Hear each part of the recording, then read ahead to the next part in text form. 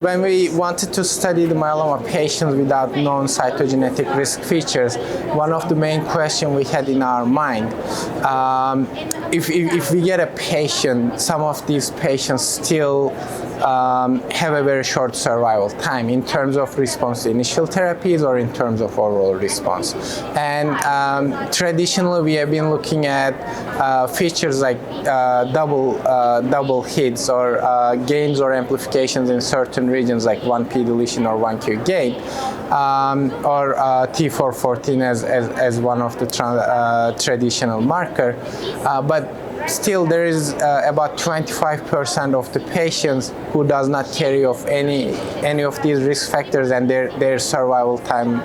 are very similar to traditionally high-risk categorized patients. So we wanted to understand what drives this, and then we eventually created a two large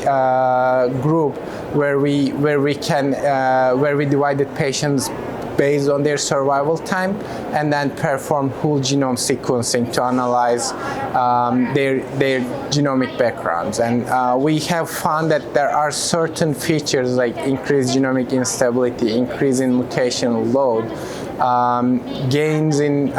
traditional not high-risk regions such as chromosome 8 and chromosome 16 are actually becoming significantly different in these two groups. And when we look at the traditional high-risk groups like patients with 17p or patients with 414, we did also see some similarities not on the driver genes or so-called driver genes, but in overall makeup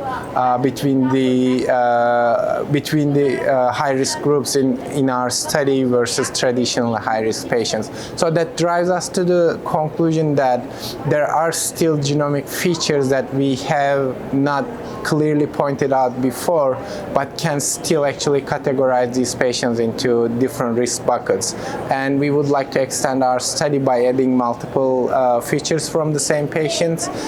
which we believe that in the future that helps us to identify those patients who are not otherwise would be considered as high risk.